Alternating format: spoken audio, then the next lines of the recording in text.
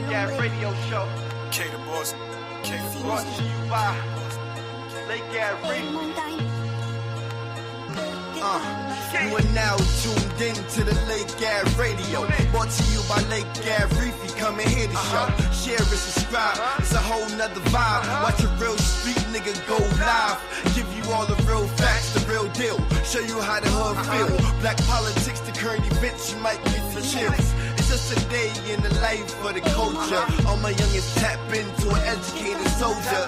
Peace to the gods, peace to the earth. If you're down and stressed out, make sure you know your worth. Go and hustle for yours. Get your face out the dirt, cause your heart's still beating. It can be way worse.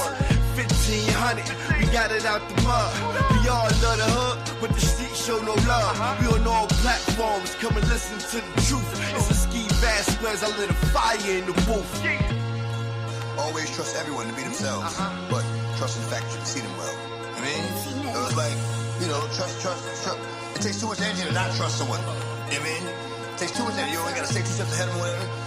But trust them to be there. To be themselves. Trust the snake to fight you. Trust the liar to lie. Trust the thief to steal from you. Like, trust them to be them. But know them when you see them.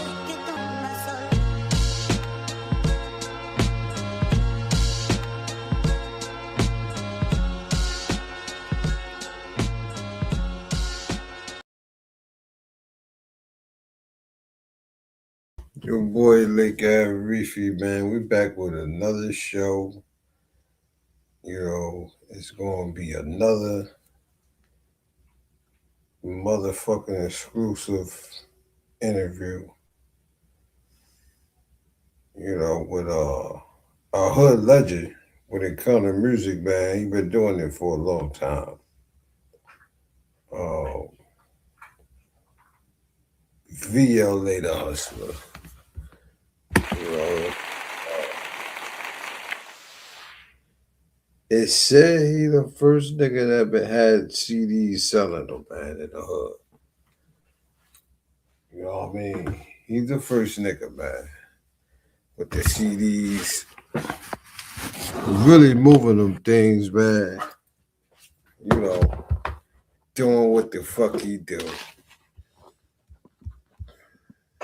You know, doing what the fuck he do. You know, he was the first nigga in the hood. You know, moving the CDs to motherfuckers, man. Really making it work. So we're gonna get into that. And then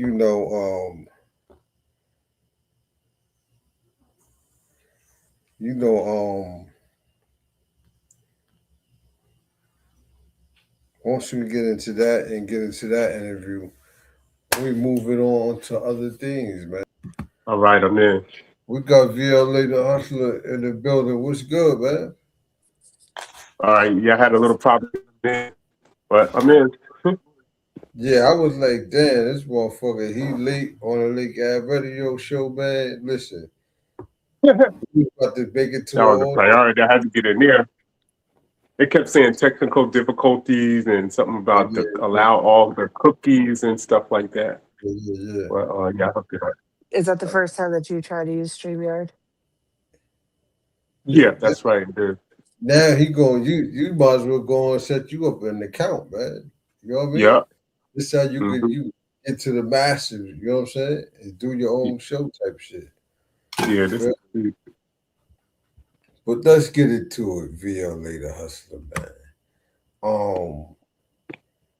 So I'm hearing, and I think I remember too, you like the first nigga in the hood that had the CDs for sale or the cassette tapes for sale? Well, I'm not the cassette tapes, yeah. But the CDs, I was one of the first. It was a couple of people already doing the CDs. And then I got into it. But we used to battle. Me and a couple guys used to make our own mixtape on cassette tapes. And who could sell the most? We'd be like, oh yeah, I sold this many, I sold that many. So yeah, we were doing that. How you know niggas wasn't lying though about that shit? We don't know. We don't know. We just was doing that, yeah. Now, when you when you pioneered selling the cassette tapes in the hood, did motherfuckers think you was wilding, like, or was they supportive? We Or was was they making our own. We were making our own mix. We were making our own albums and mixtapes on cassette and selling them. And oh people was like, some people are like, oh, that's not going nowhere, this and that. yeah, But yeah, yeah. we were selling a lot. It was me and a couple other guys. But when people see us, like they'll see us selling one or two, so they think we're not really selling that many. But if they Yeah, really knew how much we were selling and how much we were yeah. making, they It probably was, try to rob us back then. We was yeah, papered yeah, up. yeah. It was So sweet. was was you recording your own music then too? That's right. Yeah. Yeah. Sure So was. you've been doing this for a minute then. Yeah. So what? Okay, because what I ask everybody this: what artists made you like, damn? You know what? I want to try to make a rap. I want to be a rapper too. Was it a I used to certain? really I used to really be deep into let's see, Cool G rap. I thought he was ahead of his time way back then, and even Yeah, you're right. today, I think he could really. I don't think a lot of rappers could still match him even today. Cool G rap, and Jay-Z even was saying that he borrowed a lot from Cool G rap. That was a bad dude. His wordplay was excellent, and he always kept it gangster too. Yeah, yeah. So Yeah, that was one of the dudes I really started liking the best way back in the day. did that make you? I'm saying, was that one of the artists where you first wrote your first motherfucking rap? Where you Yeah, picked yeah, because I Ben? was listening to him when he did the song called "It's a Demo," and then he did another song Yeah, called I remember that. "Rikers Island," where he was saying Ratchet. he's smiling on Rikers Island, and the way he was doing the role play was. And he did Yeah. another song called "Poison," and they Damn, I copied it on forgot Bell about Biv that DeVoe song song. right there. I Huh? forgot he made that song, Rikers Island. Rikers Yeah, Island. yeah, he was saying you won't be smiling on Rikers Rikers Island, and Island. it's rhyming about Yeah. how Now I'm hardcore thinking it the is. Ill Street Blues. I'm thinking Yeah, of uh Hill Street Roller Blues. Riches. Yeah, Roller Riches was the shit. yeah, So and he then been he did doing music something. for a minute. Yeah, you've been Yeah, doing off yeah, the even I told you he like the okay, when you started off in Asbury, name somebody that was on your level as far as going to the studio, really engaging with the people with, material and all that. Where you felt like, It damn, was this some bad dude. I mean, Asbury had a lot of that, like really mean rappers. Like even like they always had that hardcore kind of edge, and that they used. And one of them was Black Jesus. That dude was bad. And then there was another yeah, guy named yeah. Original. He was really good. Most of them was really good though. I can't really think of any that wasn't that great, but mostly all of them were good. Like at it, Now and they had like this. Uh huh. do you remember like in that era, that's when R&B soul music was heavy too. Was there any soul music singers around the way, or just rap? I didn't really pay attention to them Yeah, though, because I yeah, was yeah, really more yeah. into the rap. Nobody But really do. the main thing that helped the rap blow up in the Asbury area, we had the convention hall. So Yeah, right yeah, now the convention hall is shut down because they're trying to say that it needs to be renovated and all that. But convention hall been there over 100 years. That's really hard to believe.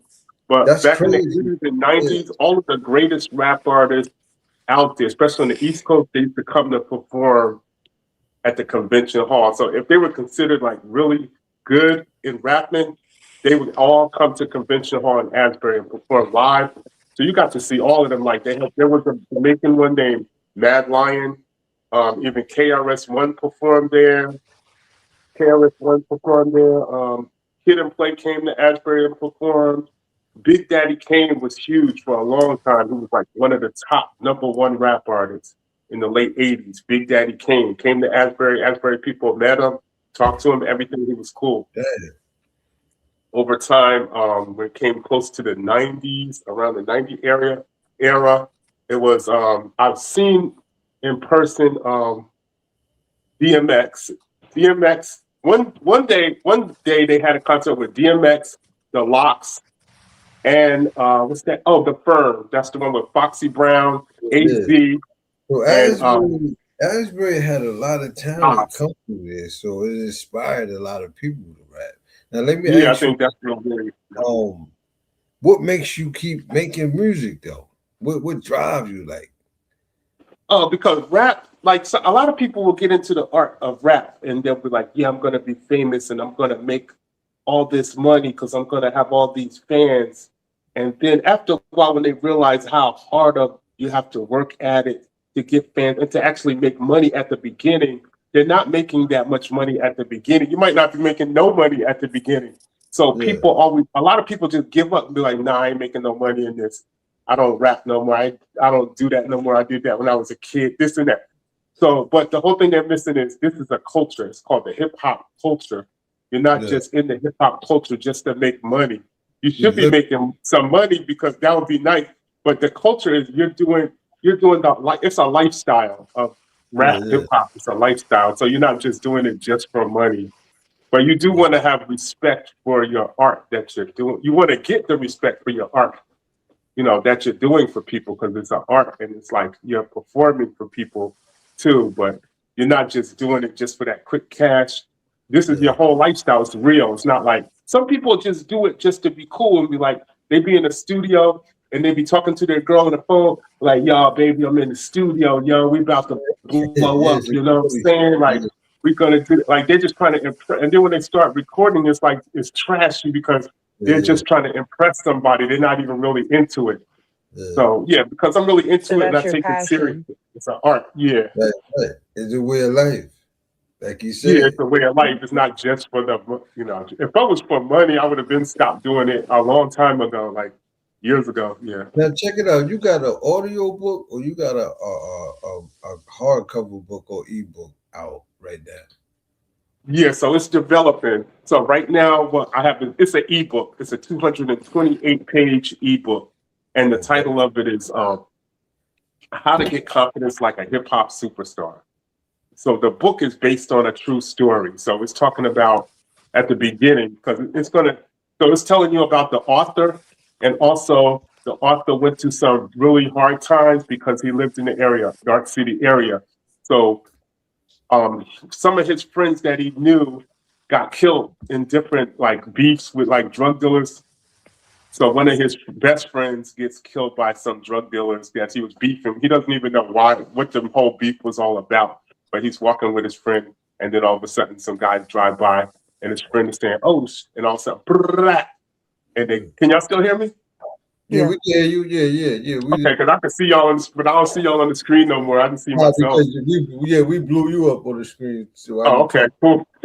All right. So anyway, so he's walking with his friend when he's 18, and then some guy drive by real slow. All of a sudden, his friend goes, "Oh shit!" And then brrrr, they just gun him down. His best friend, and so then he's trying to, he was froze. He was scared from them shooting. So then he grabs his friend, and his friend's trying to say something, but the blood gushes out. So he was already starting to rap a little bit then, but his friend wanted to be like this really great music producer, and he had it in him, but now he just got killed. So then he figures out that he wants to... It's fire. Don't tell them all. Don't tell it all to him. Shit. Okay, I'm going to just make it short. So he gets inspired by 3 famous rappers and how they came up from a similar environment. And then they went to staggering heights of success. So the book is saying that if you follow along with this book and take note, you will excel in 3 areas of life: your business life, your social life, and your love life. So that's the main thing about the book. And it's real because the person who wrote it went through these actual things for real. And the 3 people that inspired him, the 3 rap artists that inspired him, they went through the same similar environment and they went to staggering heights of success. So it's called How to Get Confidence Like a Hip Hop Superstar. This is on PDF right now. We're in the works of getting into paperback, and the next step is in the audiobook. Yeah, that sounds fire right there. That sounds fire. So if somebody want to get it, it's on my website. It's called V.L.A, HUSTLER.com. That's it. Okay. We might have to. You're going to have to post that up somewhere. Pull it up. Yeah. I've been promoting it. But say it one more time. Say it one more time so they know where to go at. It's my name. So they can put my name. It's all together in one word. V.L.A, the Hustler. .com. Let's get to the name. Where did you get that name from? Okay, so I went through a couple of names over a period of time. So it's probably so back in the day, like in the 80s when I first started rapping and stuff, they was calling me Vicious V. This rhyme is vicious, man. And I was going with that for a while. And even when I was selling my mixtapes and CDs, it was V.L.A. It was Vicious V. That's what because my name is Victor. So my stage name was Vicious V.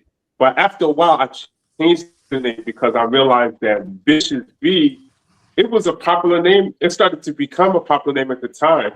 And even some girls whose name started with a V used that name, Vicious V. And then some breakdancers used that name. Whoever had a name that started with a V, people started calling them Vicious V. So it was so many Vicious V's. And so then I just said, let me just change it around. Ain't it a reggae rapper named Vicious V? Huh? Little Vicious. Yeah, that's right. It is. Yeah. Little Vicious. Yeah. Now, a good friend of mine, very, very close friend of Nasir's, Nasir told me a story where, first of all, rest in peace, Power Manifest. Nasir, tell us about the story where P had V tape and played it till the fucking wheels fell off. Yeah, word is bomb. Power, Pooga, word is bomb. He bought that tape out the Muslim shop. What year? And he used to play that tape on the app like, yo, word is bomb. What year was this, though? Yeah, whenever the Muslim shop was on the app, that had to be what, like? Ooh, when the smokestack before it was the smokestack when Khalil had the Muslim shop there, the tape was in the shop, and he had bought it. Oh, you talk about when the dude used to chase us out of there? Yeah. Damn, that was like 89. That was like 90, like 92. No, what? That shit was like at least 90. Khalil was there like 90, man. No later. No later. Where is God damn. And P knew P knew the raps and everything. He knew all your raps, Vic. You heard? Oh man, that's good. That's good to hear. People. I'm trying to pull. I'm trying to send it out to my audience right now. I'm trying. But yeah. You know who you talking about? V.L.A. Yep, right there on Lake Avenue. You talk about P. You know Power. You know Pooga, right? Probably if I see him, I'm bad with the name. I'm about to show you him right here. Look. I see a lot of people. He's always be like, "Yo, Vicious B right rap." Here, look, right there in the middle, hugging look like the white girl, right in the middle with the red on. Oh yeah, I seen him. Now people I was younger. Yeah, P was younger. Yeah, P look. Shout out to P, man. Damn, I miss P. Yeah, man. Well, he told me that. I said, yeah, he been doing it. Let's get into You wanna ask him some questions? Anybody? That picture on the screen, that's one of the newest ones right there. Yeah. We use a lot of so I'm using a lot of AI now. I'm trying to make a lot of videos this year, and now it's wintertime, so AI, you could just use AI to do stuff and go outside. It's too cold now.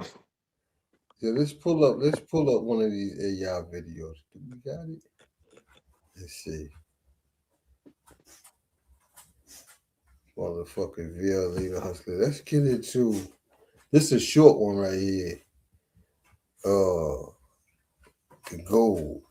It was a time when we could barely afford lights and air, no food, bad news cause I like to eat. So I devised a plan to get the cream on my hands. You know a hustler like me, I like popping them bands. Step my rap game up a couple notches higher. Soon the streets realized the kids bitch fire, and my rap skills ran and be whatever I desire. Mansions, sports cars, private jets, and the hottest model chick for the wildest sex. Yeah, I'm the reason why all these haters is vexed. You never know what kind of whip I'm coming out with next. Lamborghinis, Porsche, high-powered Maserati, horsepower overpowered, kicking like karate. I create like Geppetto. Don't make me flash the metal. Whiz past and blast at these haters like Toretto. In my hood, you can't be shy till you get old. Just make up your mind, you're gonna go for the gold.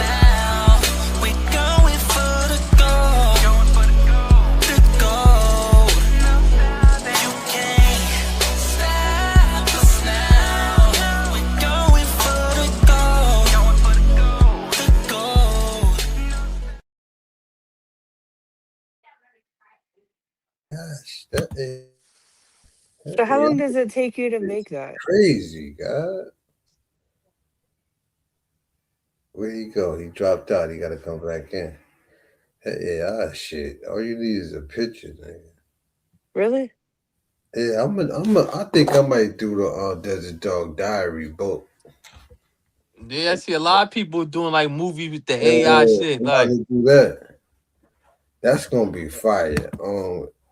Speaking, you know what I That want to video, that was one of my favorite videos. And you know what I want to get into though? I want to talk about. First of all, Nasir, you got any questions for him? Kelly, you got any questions? yeah, what inspired you to rap? Ooh. Oh, okay. So, because I noticed that it was a couple. What inspired you to rap? Ooh. Oh, okay. So, because I noticed that it was a couple of rappers that lived a similar environment. You know how Asbury got like crackhead. Well, certain part of Asbury, like the West Side, you know, and you hear people shooting, and you hear there's drug addicts and this and that. But they lived through the same similar environment. So I followed their stories. 3 of these rappers. I talk about that in the book. And then I was like, wow, they went through like some of the most horrible experiences, and they still became millionaires. And some of them are like hip hop moguls that's like billionaires already. If they can do it, then, you know, while we try to do it. So yeah, they were very inspiring people. And because a lot of people say, well, when you live through this certain type of environment, then that is your lot in life, because we're not born with a silver spoon. So therefore, you're not ever going to become like famous, or not just famous, but like successful in life. So these people came through some of the worst, type of things that happened to them, and they still became successful. Yeah. So they showed that So- it's hope for us, Yeah. So when you first started, did your family try to tell you that you should stay away from it and do something different? Yeah, they thought I was kind of crazy or weird. So my parents were very religious. You know, they were together, and both parents, they thought it was like, weird, because it's like you're doing rap, and your family, your parents are religious, and they're trying to get you to be a preacher, preach to people, and this and that. It's always like So they had that stigma on it, or they were trying to throw a stigma on it. They didn't really diss it like completely, but they didn't really like help big it up. Like it wasn't great to them, because it's like, I guess they didn't think it's possible. Like nothing's gonna be, like they didn't think nothing great could come of it, because it's like the environment we lived in too. The people have they have a negative attitude against like people that, anybody, I guess, that was trying to be more than it seems like they could be in like the area that we lived in. So they never really, they just thought he was kind of like, what's wrong with Victor? He's kind of weird. Like this guy is like, I don't know. I guess I don't think they ever really thought it was great. But plus, also, when your brother and sister look at you, they just look at you as just your brother. Like they don't look at you as being somebody that can achieve something, great. Right. So, but my pops did tell me, he said, hey, whatever you want to do in life, just try to be the best at it. He never said, hey, I want you to be, I don't like this rap. But he never really thought rap was great anyway, because he said, because his bedroom was downstairs and ours was upstairs, and it was 8 kids in a 3-bedroom house. But we played a lot of rap when it was really popular. It was like He said, all I hear is that boom, boom, boom, boom, boom. Like he just didn't understand. But he heard that boom, boom, that 808, boom, boom, boom. And he heard the rapping. But to him, it just sounded like somebody's just talking. He said, they're just talking. And I'm like, no, you got to listen to what they're saying, yo. That's But why I he, was before, asking. That's why I was yeah, asking because I know like the older generations, they either don't get it or, because they're stuck within whatever music that they grew up with. yeah. So that's why I wanted to ask that. And what happened was, yeah, so one day I just made him sit down and just actually pay attention and listen. And then he did, before he passed, he said, no, what, that's not bad. That's pretty good. And he said, if that's what you want to do, just keep, but, just try to be his best, try to be the best you can be at it. So he said that to me before he passed. Yeah, that's cool right there. Hey, V.L.A, I wanted to ask you this. Okay. Not only dedicated rapper, but you heavy in the martial arts. That's right, yeah. You want to tell us who you want to tell us there you go, right there. who inspired you to want to do martial arts? Did you in junior high school, we had a lot of, when I was in junior high school, that was way, I ain't gonna say the year, but anyway, there was a lot of bullies then. And I was really scared of them too. Like I was frightened of them. So then one day, even though Enter the Dragon came out way back in 1973, we had a theater in Asbury Park called the Lyric Theater. We had another movie theater in Asbury Park called the Baronet Theater. Yeah. This was the early 80s, like 1979, 1980. These theaters were thriving. So everybody from Neptune High School and Asbury High School used to go to the Lyric Theater. It was close to the boardwalk. And what they did was they were showing 3 movies for $1.50 because it was 1980, but they were showing the movies from the early 70s. That's a good ass idea, though. Yeah, Neptune City used to have one too. Used to have a movie theater like that. That's fire. That's right. They sure did. So every year, Bruce Lee died in 1973. So every year they would show all the kung fu movies at this theater, and then it would show the old school soul, like the Hustlers and the Pimps and Players, like the movie Superfly and Shaft and all of that. So then every year they would have a Bruce Lee festival. You could see 3 Bruce Lee movies for $1. That's back in 1980. So then how many movies he had though? The real Bruce Lee only put out 4 movies, believe it or not. So but what happened was after he died, people were just getting into him. He was at the height of his fame, but he died so quickly at the age of 32. But the movie theaters kept saying to the producers, we want more Bruce Lee. And they were like, we don't got Bruce Lee. He just died. And they were like, we don't care. Just put anything with Bruce Lee on it. And send it. So what they did was they went around and they scouted for all these martial arts experts that could fight like Bruce Lee or just slightly look like Bruce Lee a little bit. And they put them in movies. So you had Bruce Lee, Dragon Lee, Jackie Chan. They were imitators. But the one that came to be more popular was Bruce Lee. He did a new movie about the life of Bruce Lee. He played Bruce Lee's brother. The next week he played Bruce Lee's cousin. Then he played Bruce Lee's uncle. And he looked so much like Bruce Lee, people just took him as they just settled for him and say, hey, this is our Bruce Lee right here.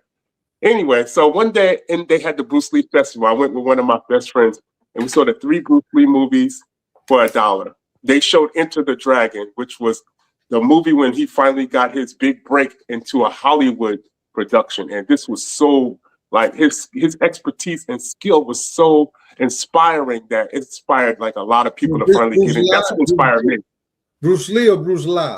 Bruce Lee. That's what Bolo with Big Bolo. The real Bruce Lee starred in a movie called Enter the Dragon. It was produced by Warner Brothers. So this was his first break into the Hollywood scene. So after this movie, if he had survived or lived after this movie, he would have been the highest paid Asian actor in the world. But he died just before the movie even came into the theater, mysteriously from a brain aneurysm. They said he took a pain reliever and it caused him this an allergic reaction. Huh? I thought he got shot on scene. That was his son. Now you're talking about Brandon Lee. So his son got killed on this movie. Brandon Lee was shot. during Bruce making the On a Willis? movie. Yeah, I thought he yeah, got Brandon Lee got shot in a movie called The Crow, Crow. right on the movie scene. But on Yep. the movie that they continued for Bruce Lee was called The Game of Death. They made it look like Bruce Lee got killed on the movie set also, Yeah, and then 'cause he that's what. came back and got revenge on that. But Bruce Lee was still alive, and then he came back and got revenge against this mafia crowd. That was the Game of Death movie. That was the story they made up for the movie called Game of Death. But anyway, That's Bruce what Lee was the Kareem one who inspired Abdul-Jabbar. me. So did So the you question was, what made you get into martial arts? yeah. It was Bruce Lee, yeah. And then one of my friends, I asked him, my best friend that went to see the movie with me, I said, do you know anybody who can fight like this? And he said, yeah, I got 2 cousins, man. They practice every day. And I was like, really? You got to show me? I'm only like, at this time, like 17 years old. I said, you got to show me these guys, man. So he took me where they were training at. But these guys used to be drunk all the time, man, and they were teaching you, but they would kick the shit out of you. Like, you're learning, but they don't got no protection, no protective pads or nothing. And they will give you that full side kick. Bam! You can be sore They just for days, man. But kicking you'll the shit out learn of like your how to ass. duck and everything. Yeah, they beat the shit out of you. But Yo, you learn yo, like how to, yo, your body why got stronger niggas as you that went along. why niggas that do the karate teachers, why they try to destroy their students like that though? They don't show Well, no these No are pain, not no really. gain. They're very good, but their discipline isn't that great because a really well disciplined master, he's not going to hurt you. He's going to show you, but how to do it really good. these But dudes these guys were alcoholics. Okay, they were alcoholics, but they were good at martial arts. They loved to do karate and kung fu, but they were alcoholics, so they didn't control their kicks that good and their punches too. But yeah, so that made me stronger and faster. I still practice to this day. Like in my house, I have 6 pair of nunchucks. I got Chinese swords, the double No, swords. I got the I have a rings. question. So, So whenever you was using the nunchucks, did you ever knock or almost knock yourself out when you first started? yeah. I guess that probably stopped a lot of people from practicing with them. So yeah. whack upside your head, and then after that, you figured out, oh wait, they do got practice nunchuck that's made out of rubber. You could practice with them too, and they got the hollow plastic ones. So I started getting those, and that one made me got better. But yeah, you do whack yourself a couple times. So we used to watch the Bruce Lee movies and go home and find broomsticks or whatever was like shaped like the nunchuck and cut them in half and then screw like a piece of wood, a chain into both ends of Yeah, I was them about to say and the make up chain with the mop stick, cut it. Yeah. Now I talked to 9G, right? Oh yeah, that dude was bad. I sent you a message too. I said I want to write a short film with both of y'all in there. You feel me? That'd be fire. You heard? That'd be I haven't seen him in a long time. Have you seen him in a while? Yeah, he on here. He be on. Oh, okay. I've seen him like a year ago or 2 years ago in Chevrolet, and we were talking about mission. Yeah, he on TikTok and Facebook. He still practice too, though. It's another dude that was bad as hell. He reminded me of the Last Dragon. His name was Ishab Miller, and he's from Asbury. And this was a bad dude, man. This dude be meditating and everything. Like this dude was he's like a 10th degree black belt in Ishinryu karate. I mean, this dude is mean, yo. And he does kung fu too, like the animal style. He knows the dragon, the eagle claw. He knew all that. That's the old school kung fu because everybody starts doing MMA nowadays. But how'd you feel being that you deal with martial arts and you deal with rap, and then Wu-Tang come out all of a sudden? That's another thing. I know you was like, what the fuck? Let me tell you something about the Wu-Tang. So Wu-Tang first came out, their music was only being played late at night, like 1 o'clock in the morning too. And they was on college radio. Nobody in general really knew who they were. And I used to stay up late at night and I was like, oh shit, this group is sweet as hell. They were doing that shit, protect your neck. First things first. Hear that song? And so then I started telling people about them, and they was like, they do rap music with like little clips from kung fu movies in the background.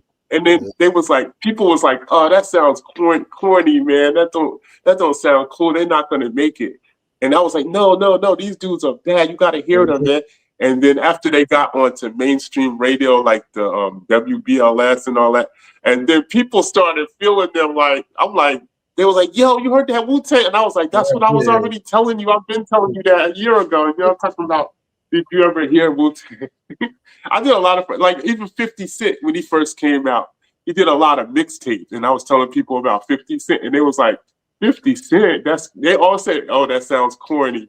And then when he got on the mainstream radio, then they all was like saying, oh, yo, 50 Cent is bad. Yo, he's the man. Yeah. That's good. Now this next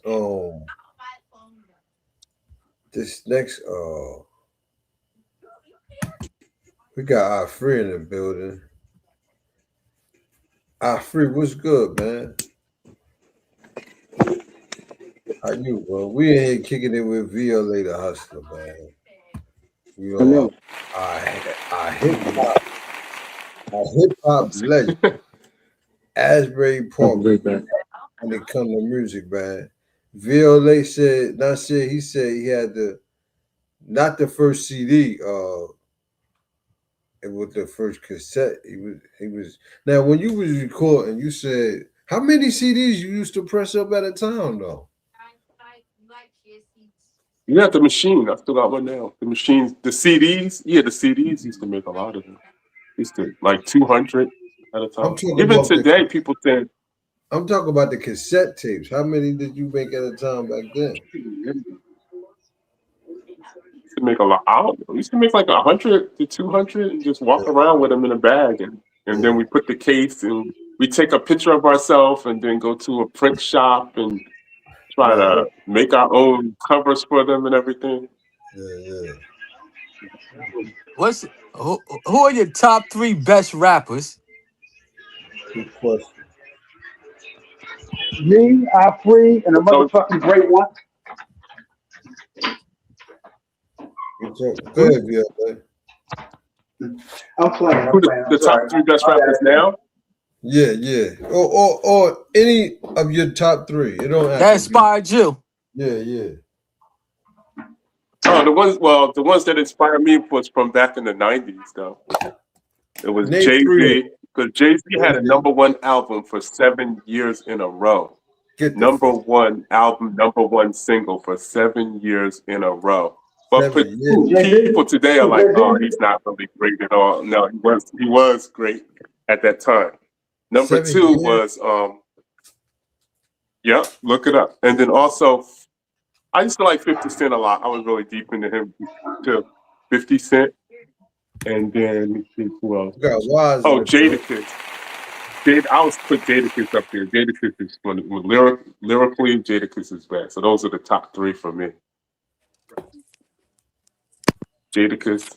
Well, 50 Cent got that swagger, but he's not that as lyrical as Jadakiss and Jay-Z, and maybe not even as lyrical as Nas, but I was just into, I guess his style was gangster, so I was like into that. Hey, V.L.A., what do you think about what they call it, the mumble rap? What do you think about this mumble rap? Mumble rap. Yeah, what do you think about it? Like, there was a group called one guy got killed. It was 3 of them. It was 3 of them, and then remember that group, the Migos. Yeah, when I first heard them, I was saying, "Oh, this is mumble rap." But after I started listening to them, they used to play them like every day for like a couple of years on Hot 90. I started understanding everything they were saying, so then it wasn't mumble rap anymore. Yeah. It was like and even Future. I used to say that was mumble rap when he first came out. I couldn't understand not one thing he was saying. It was like, and I was like, what is he saying? Like, and after they kept playing them over and over, and then I started understanding what he was saying, what he was talking about. So I don't know. Some things you call it mumble rap, then they keep playing it over and over, and you start to understand it. Then it's not mumble rap anymore. So I don't know. It's what do you call hip hop. If it's not mumble rap, then what's the name of that people at the beginning because I didn't know what they were saying, but after a while I started understanding what they were saying. If it's not called mumble rap, what do you call that kind of flow? It's trap. It's trap, right? Trap. Yeah, it's trap. Trap. Yeah. The trap in the trap. So in other words, you respect it though. You respect it. You know, I think hip Absolutely. hop Yeah, has changed. Like what hip hop, the flows change like every what 20 years, something like that. 10 years. I think it's 20 that's right. years. Every 20 years, I think. And let me ask you a question. But What year do you think the hip hop first, like rap itself, first started? hmm.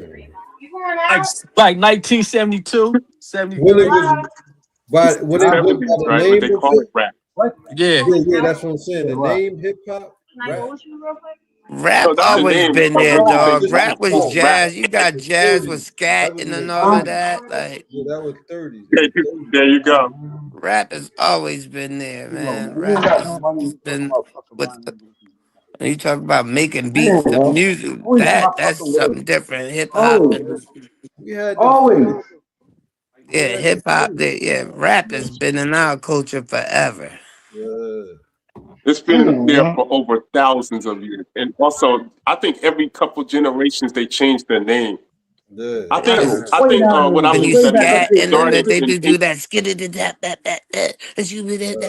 they that's was doing rap. it in the jazz in the 1940s. They showed videos on YouTube in black and white with four dudes. They was rapping, but they didn't call it Yeah, rap yeah. because they Oh were yeah, dressed up like jazz there was deacons and enthusiasts. ministers, whatever they was. Yeah.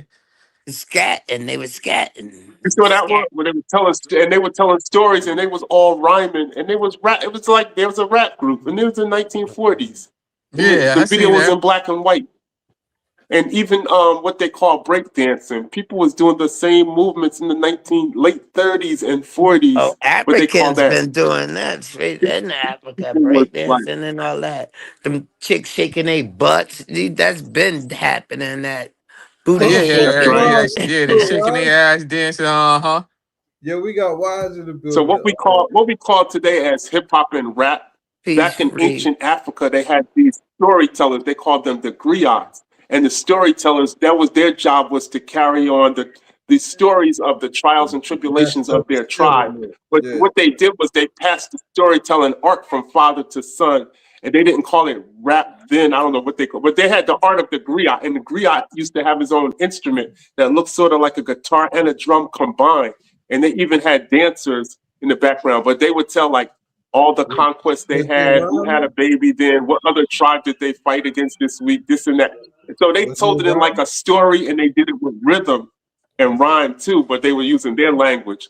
But when Yeah. I think when the colonizers came to kidnap Africans and bring them to Africa to bring them to America in slavery, they probably captured a lot of the griots and a lot of people that were around griots and brought them to America. So the art stayed from Africa and they brought it to America. So then that's how it got spread to all the way where it is now. But every generation kept calling But it something else. but In the wait, 40s, wait, they wait, called wait, it wait, this. wait, wait, wait, wait, wait. 1 second. You thinking that black people had to be brought from Africa to been put here Mhm. on Oh, this we ain't gonna America? do that. Not this.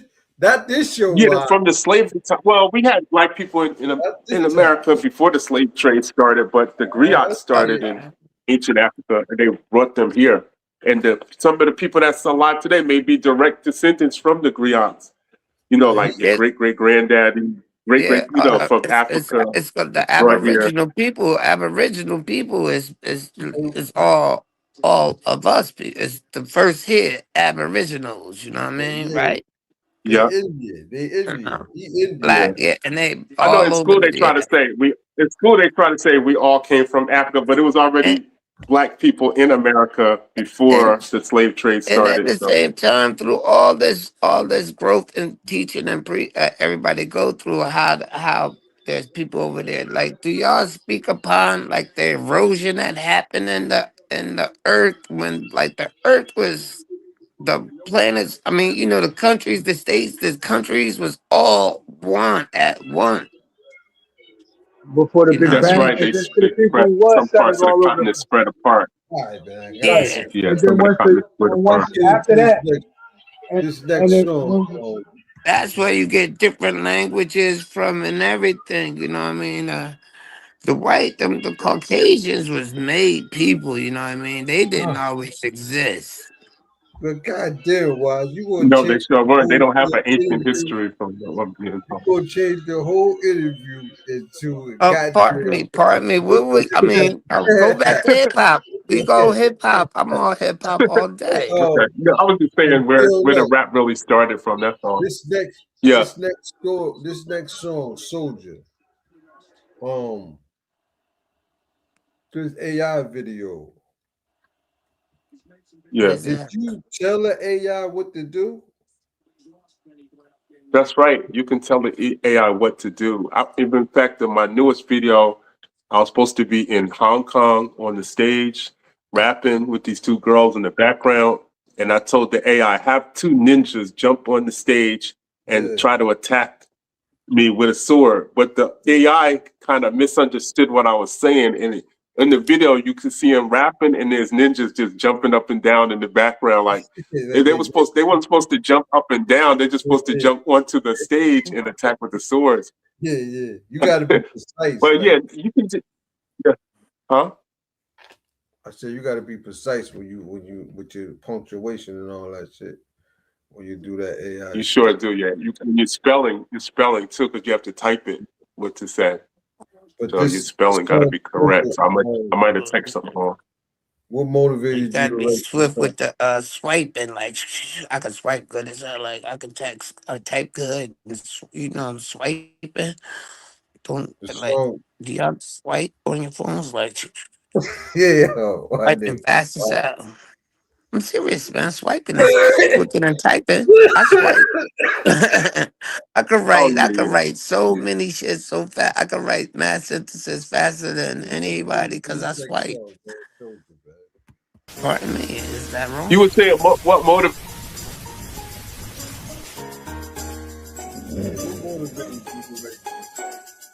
Unmute your mic.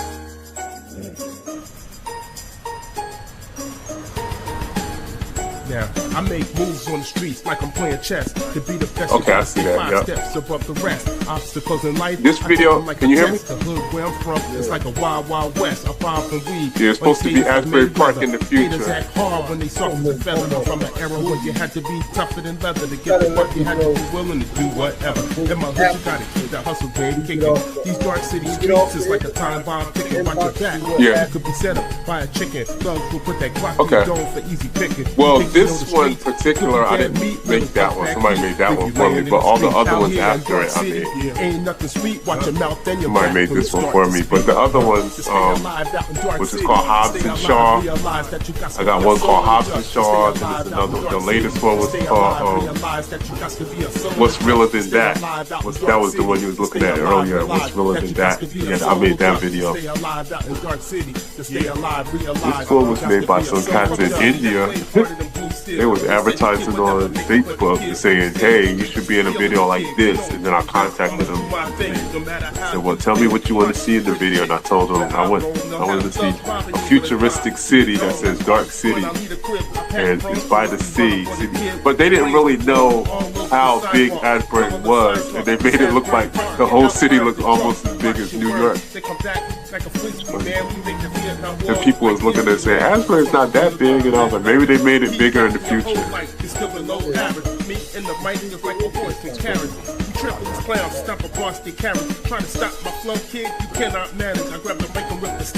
It's supposed to be the year 2075, something like that.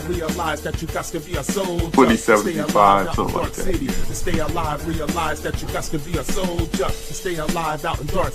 It's not playing, it's just still. You trying to play it?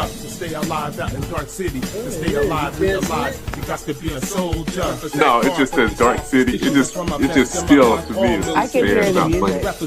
I can hear the music. But you don't see the video? I see those.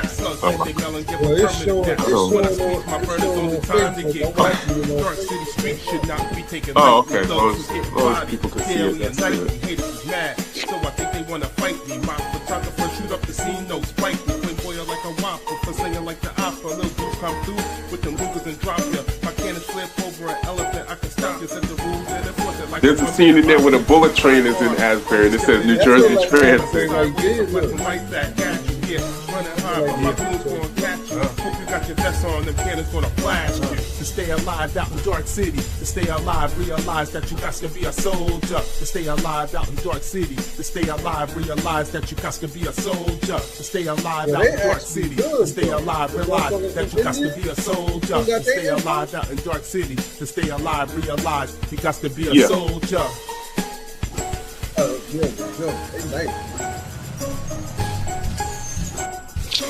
No, but I'm gonna show you, like where you could do this kind of video yourself, like something like this.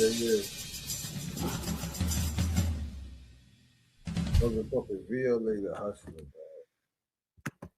You know, I'm just it's good to see you still doing it, man. It's like I don't know, Nasir. He like bringing back like the memories of Ashbury, like you feel me?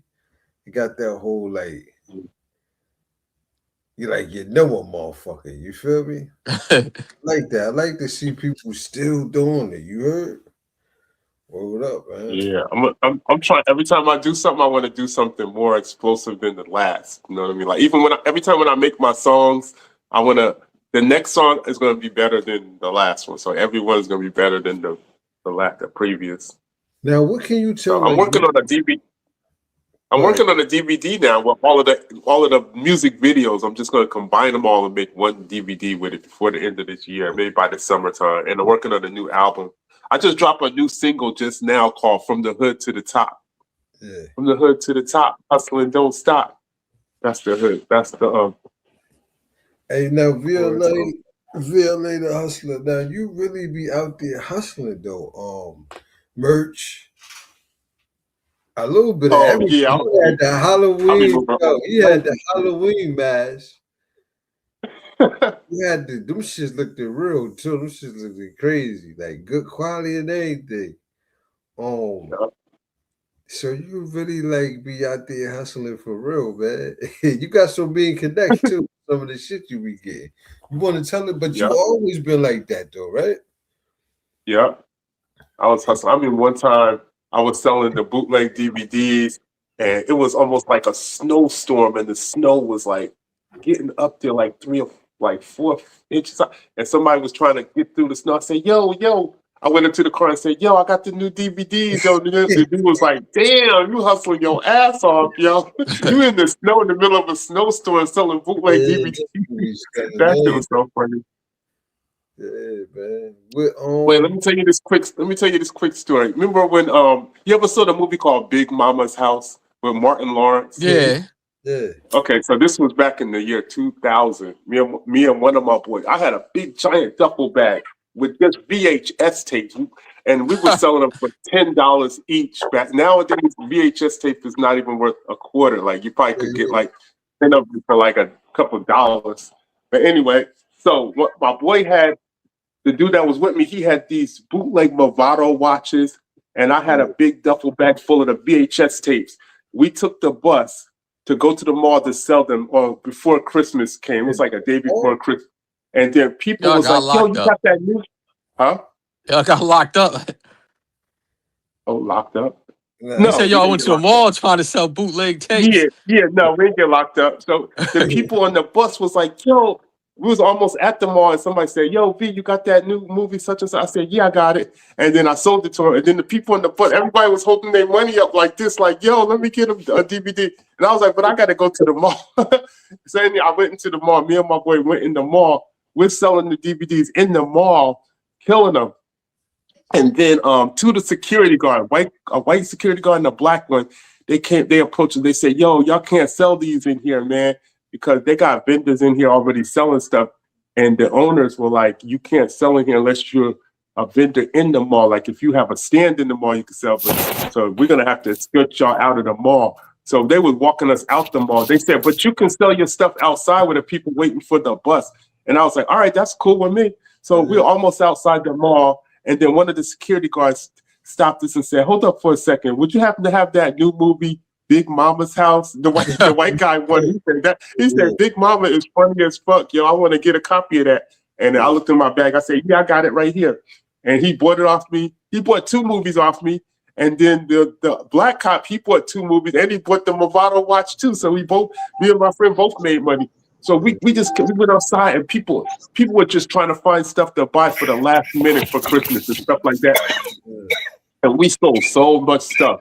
And the bus finally came, almost the last bus we got on the bus. And then I sold a lot of shit on the bus. And then when I got off the bus, the whole bag was empty. I said, you know how much money I just made? He said, I made over $1,200 just selling VHS tapes.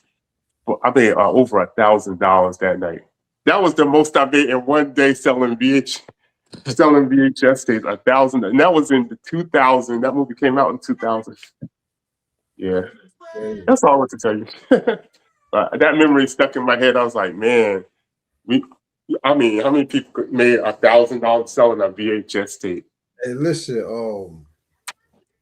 what can you tell a younger artist that might not be, that nice and not sure if they want to pursue, writing and making music?